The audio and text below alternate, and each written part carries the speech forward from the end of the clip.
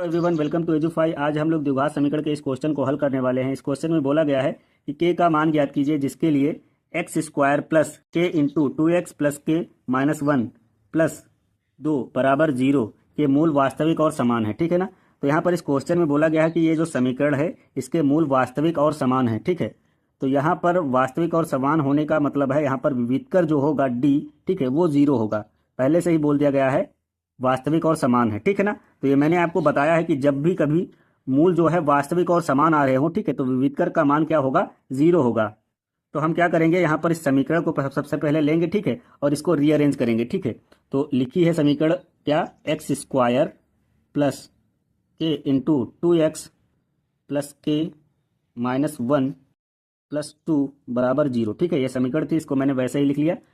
अब यहाँ पर इस समीकरण को देखें तो यहाँ पर एक्स स्क्वायर सबसे पहले लिखा हुआ है। ठीक है। बाद में जो है एक्स वाला पद होता है। ठीक है। तो यहाँ पर एक्स वाला पद देखें तो ये मुझे बीच में मिल रहा है जो कि ब्रैकेट के अंदर है। तो हमें जो है क्या करना है, इसको बाहर निकालना है, ब्रैकेट से बाहर निकालना है। बाद में जो है अचर पद होना चाहिए। ये ऐसा क्यों कह रहे हैं, क्योंकि हमें इसकी तुलना जो है अपने व्यापक समीकरण, मतलब जो व्यापक समीकरण होती है द्विघात समीकरण की, a x square plus b x plus c से करनी होगी। ठीक है। तो यहाँ पर देखें एक्स स्क्वायर है तो ये एक्स स्क्वायर चलो है, क्लियर है, बाहर है। ठीक है। यहाँ पर बी एक्स जो लिखा है बी एक्स, ठीक है, तो ये एक्स का गुणांक यहाँ पर बी है, लेकिन यहाँ पर देखते हैं तो ये ब्रैकेट के अंदर आ रहा है। तो मुझे सबसे पहले क्या करना होगा, इसको हमें ब्रैकेट से बाहर निकालना होगा। ठीक है। तो हम क्या करेंगे, अगले स्टेप में लिखेंगे एक्स स्क्वायर प्लस यहाँ पर के का अंदर गुणा करेंगे। तो ये के का टू एक्स से गुणा करेंगे तो आएगा ये टू के एक्स, है नहीं। अगर टू एक्स को के से गुणा करेंगे तो टू के, और ये एक्स आ गया, फिर प्लस के का के से करेंगे तो के स्क्वायर हो गया। ठीक है। और ये प्लस माइनस माइनस होगा, ये के का एक से करेंगे तो ये के हो गया, और ये प्लस में टू हो गया बराबर जीरो। ठीक है। अब अगले स्टेप में क्या होगा, इसको हम फिर से रीअरेंज करेंगे तो लिखेंगे एक्स स्क्वायर प्लस टू के एक्स। अब ये वाला जो वैल्यू है, ठीक है, के स्क्वायर माइनस के और ये प्लस टू, इसको एक ब्रैकेट में रखकर बराबर जीरो कर देंगे। ठीक है ना। अब यहाँ पर अगर हम चाहें तो इसकी तुलना आप अपने व्यापक समीकरण से कर सकते हैं। तो हम इसको समीकरण नंबर एक मान लेंगे। तो लिखेंगे समीकरण एक की तुलना, तुलना व्यापक समीकरण। व्यापक समीकरण क्या होती है, a x square plus b x plus c बराबर जीरो से करने पर। तो जब हम इसकी तुलना जो है, इस समीकरण एक की तुलना जो है अपने व्यापक समीकरण से करेंगे तो ए बी सी के मान मुझे पता चल जाएंगे। ठीक है। जैसे कि एक्स स्क्वायर यहाँ पर है और यहाँ पर इंटू में ए है, इसका गुणांक जो है ए है। तो यहाँ पर देखें तो एक्स स्क्वायर का गुणांक क्या है, यहाँ पर एक्स स्क्वायर का गुणांक एक है। ठीक है। तो ए का मान मुझे पता चल जाएगा कितना होगा, यहाँ पर एक। ठीक है ना। अब यहाँ पर x का गुणांक देखें तो यहाँ पर b है, और यहाँ पर x का गुणांक जो है 2k है। तो x का गुणांक जो b है, b की तुलना अगर हम इससे करें तो ये 2k से मैच करेगा। ठीक है। तो b का मान कितना हो जाएगा, 2k। x तो x के बराबर है ही है। ठीक है ना। अब यहाँ पर c को देखें तो c का मान, ये पूरा जो वैल्यू लिखी हुई है ये पूरा c है। तो हम लिखेंगे c बराबर के स्क्वायर माइनस के प्लस टू। ठीक है ना। अब यहाँ पर जो कंडीशन दी हुई थी उसके अनुसार हम लिखेंगे, यहाँ पर क्या कह रहा था कि इस समीकरण के मूल वास्तविक और समान है, तो हम वो चीज़ लिखेंगे। चूंकि दी हुई समीकरण के मूल वास्तविक व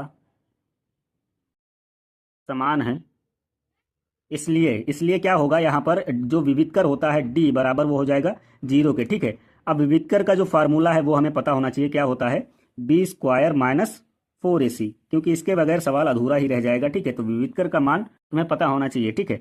तो यहाँ पर बी का मान रखेंगे, बी का मान है यहाँ पर टू के, तो ये टू के का स्क्वायर करेंगे क्योंकि यहाँ पर बी का स्क्वायर है, फिर माइनस लगाए, माइनस लगाएंगे, फिर फोर लिखेंगे। फिर यहाँ पर देखिए ए का मान कितना है, एक। ठीक है ना।